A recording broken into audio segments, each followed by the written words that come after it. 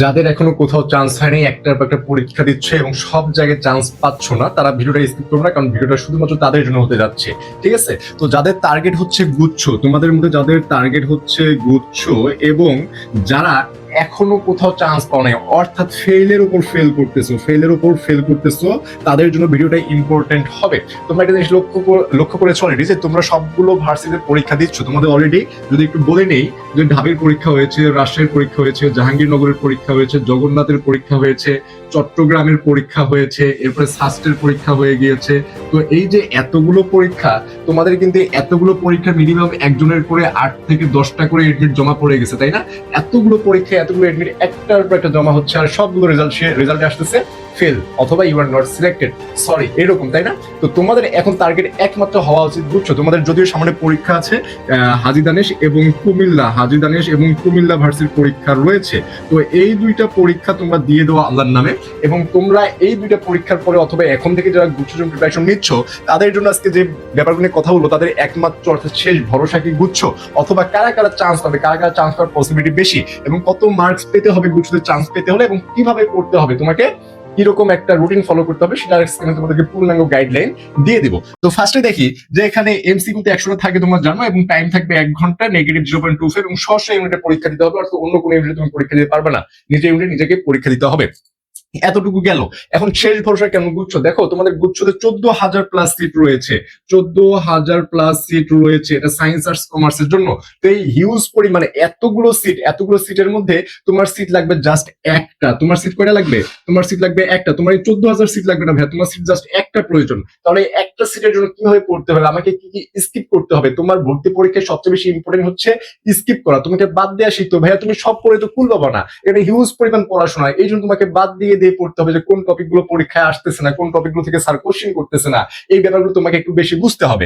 এরপরে হচ্ছে দেখো কারা কারা চান্স পাবে। এখন যে এই কথাটা বলি, তোমরা কারা কারা চান্স পাবা, আমি যদি জাস্ট ধরে নেই যে তোমাদের ধরো 1 লাখ হচ্ছে টোটাল পরীক্ষার্থী, 1 লাখ হচ্ছে টোটাল পরীক্ষার্থী। এখন 1 লাখের মধ্যে তোমাদের আমি ধরলাম যে 14,000 সিট থাকবে, 14,000 সিট থাকবে, জাস্ট ধরে নাও এটা, ঠিক আছে? তো 1 লাখের মধ্যে 14,000 কারা চান্স পাবে?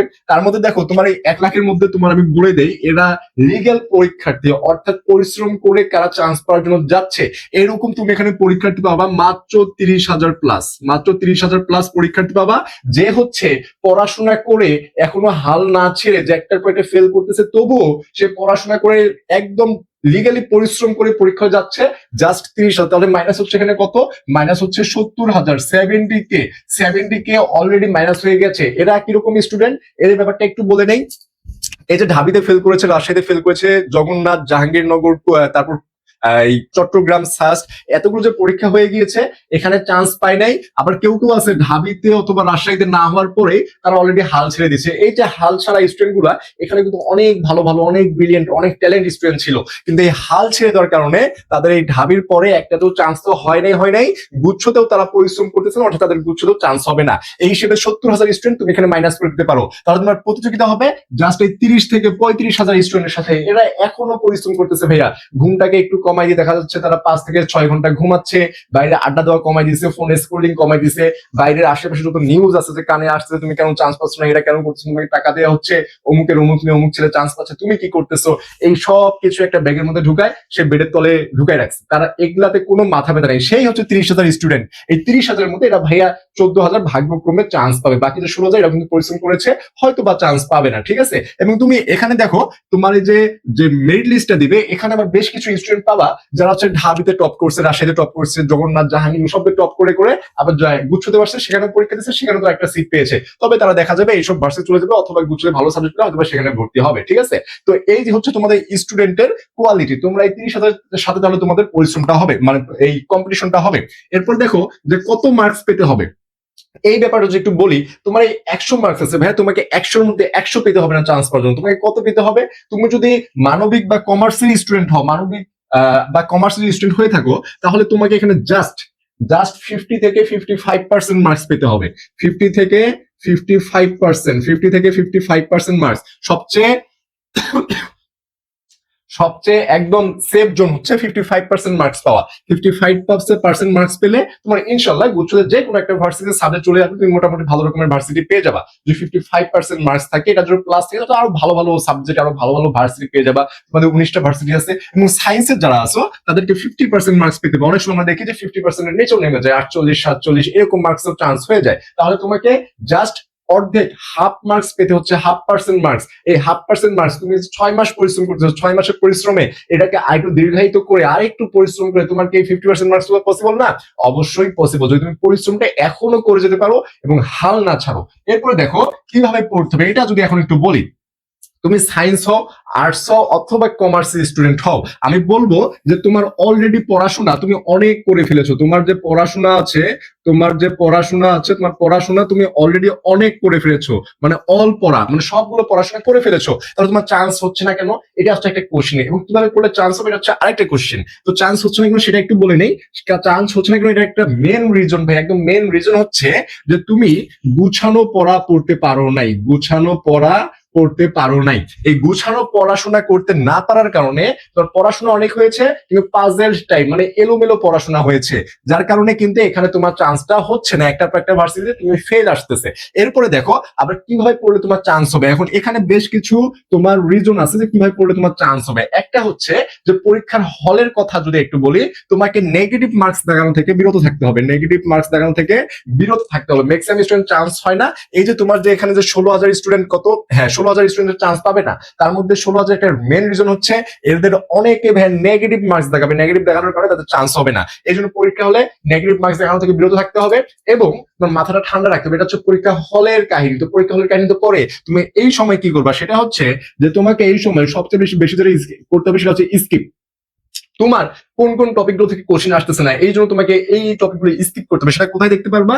সেটা দেখতে পারবা হচ্ছে কোশ্চেন ব্যাংকে, সেটা কোশ্চেন ব্যাংকে দেখতে পারবা। তাহলে তোমাকে কোশ্চেন ব্যাংক অবশ্যই প্র্যাকটিস করতে হবে, এবং কোশ্চেন ব্যাংক প্র্যাকটিস করা হচ্ছে এখানে চান্স পাওয়ার আরেকটা রিজন। এখন তুমি যে ভার্সিটিতে পরীক্ষা দাও তার তো কোশ্চেন ব্যাংক ফলো করো। এখন তুমি যেহেতু গুচ্ছতে পরীক্ষা দিচ্ছ, তোমাকে অবশ্যই কোশ্চেন ব্যাংক ফলো করতে হবে, এবং কোন ভার্সিটি নেতৃত্ব দিচ্ছে, এবার মেবি ইসলামী ইউনিভার্সিটি নেতৃত্ব দিচ্ছে, তাহলে এই যে ইসলামিক ইউনিভার্সিটি নেতৃত্ব দিচ্ছে, তোমাকে এই ভার্সিটিতে প্রশ্নের প্যাটার্ন, সেই প্রশ্নের প্যাটার্নটা তোমাকে বুঝতে হবে। সেই অনুযায়ী তোমাকে কোশ্চেন ব্যাংক সলভ করে করে কোন কোন টপিক থেকে কোশ্চেন আসতেছে গুচ্ছতে, সেই টপিকগুলো তোমাকে বেশি বেশি পড়তে হবে, এবং যে টপিকগুলো আসতেছে না সেগুলো তোমাকে অবশ্যই স্কিপ করতে হবে।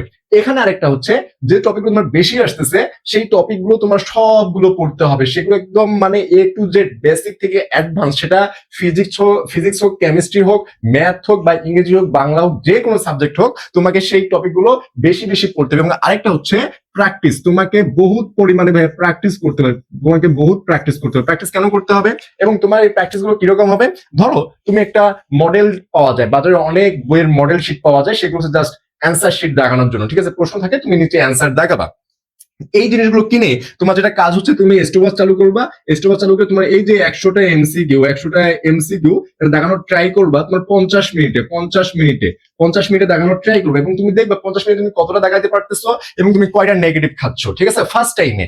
এইভাবে যদি তুমি প্র্যাকটিস করো, এবং এখানে তুমি একটা জিনিস দেখবা, সেটা হচ্ছে তুমি প্রথম দেখাতে 100টার মধ্যে মিনিমাম 35 থেকে 40টা পেরে যাবা অনেকেই। তাহলে এই যে 35 থেকে 40টা পেরে যাচ্ছ, এটা হচ্ছে ফার্স্ট সিন, মানে একদম ফার্স্টেই তুমি পারতেছো। এবং সেকেন্ডে যখন আরেকবার দেখে যাবা, তখন হয়তো বা আরো 7 থেকে 10টা পারবা, অথবা তুমি কনফিউজিং থাকবা, এগুলো দাগাবা। তাহলে এই যে তোমার 50 থেকে 55টা হয়ে যাচ্ছে, তোমার এর উপরে যখনই দাগা হইয়া, তখন তুমি নেগেটিভ খাওয়া শুরু করবা, ঠিক আছে? তো এই জন্য তোমার এই মডেল শিটটা প্র্যাকটিস করা অনেকটা জরুরি, এবং তোমাকে হচ্ছে এটা নিয়ম ফলো করতে হবে। তুমি আজকে 5 ঘন্টা, বা আজকে ধরো তুমি 15 ঘন্টা পড়লা, 15 আবার পড়লা, পড়ে কালকে আবার পড়তেছো 2 ঘন্টা, এবং পরের দিন আবার তুমি 17 ঘন্টা পড়তেছো।